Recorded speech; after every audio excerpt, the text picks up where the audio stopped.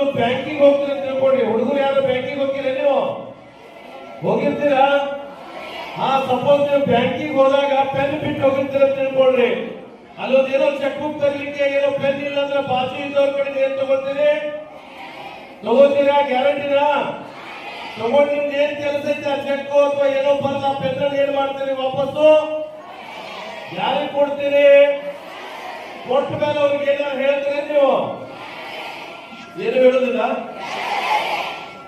ಅಲ್ಲೋ ನಿಮ್ಗೆ ಪೆನ್ ಇಲ್ಲ, ಅವ್ರು ಬರೆಯಕ್ಕೆ ಪೆನ್ ಕೊಟ್ಟಿರ್ತಾರ, ನಿಮ್ ಕೆಲ್ಸಕ್ಕೆ ಉಪಯೋಗ ಆಕೈತಿ, ಉಪಯೋಗ ಆದ್ಮೇಲೆ ವಾಪಸ್ ಪೆನ್ ಕೊಟ್ಟು ಅವ್ರಿಗೆ ಏನು ಹೇಳೋದಿಲ್ಲ ನೀವು.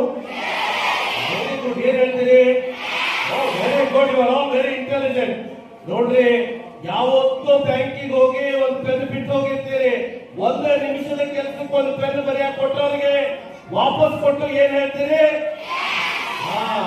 ಇತ್ತೀಚೆಗೆ ಡಿ ಕೆ ಶಿವಕುಮಾರ್ ಸಿದ್ದರಾಮಯ್ಯ ಸರ್ಕಾರ ಬಸ್ನೊಳಗೆ ಹೋಗಕ್ಕೆ ಯಾರಿಗೆ ಫ್ರೀ ಮಾಡ್ಯಾರ? ಹೆಣ್ಮಕ್ಳು ಎಂತ ಅದೃಷ್ಟವಂತರು ನೀವೆಲ್ಲ. ಪಾಪ ನಮ್ ನೋಡ್ರಿ ಫ್ರೀ ಇಲ್ಲ. ನೀವ್ ಹೆಣ್ಮಕ್ಳು ಎಲ್ಲ ಪಾಪ ಬಸ್ ಹತ್ತಿರ್ತೀವಿ, ಸರ್ವಿಸ್ ಅವರು ಬಸ್ ಹತ್ತಿರ್ತಾರ, ಹೌದಾ? ಬಹುಶಃ ಸೀಟ್ ಎಲ್ಲ ಫುಲ್ ಆಗಿರ್ತಾವ. ಪಾಪ ಆ ತಾಯಿ ಬಂದಾಳ ಅಂತ ಹೇಳಿ ನಮ್ ಸಾಲಿ ಹುಡುಗಿ ಏನ್ ಮಾಡ್ತಾರ, ಒಂದ್ ಸೀಟನ್ನ ಬಿಟ್ಟು ಕೊಡ್ತಾರ. ಬಿಟ್ಟು ಕೊಟ್ಮೇಲೆ ಆ ಸೀಟ್ ಮೇಲೆ ಕುಂದಿರ್ತಾರಲ್ಲ, ಬಾ ಅಂದ್ರೆ ಕೊಳಸಂಗಿಯಿಂದ ಆಲಮಟ್ಟಿ ಮಠ ಬಸ್ ಹೋಗಿರ್ತೈತಿ.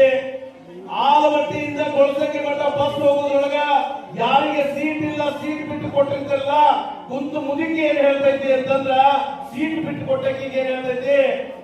ಯವ್ವ ನಿನಗೆ ಪುಣ್ಯ ಬರ್ಲೆ ಯವ್ವ ಅಂತಾರಲ್ಲ, ಅಂತಾಳ ಇದು. ನೋಡ್ರಿ, ನೀವೆಲ್ಲ ನೆನಪಿಟ್ಕೋಬೇಕು.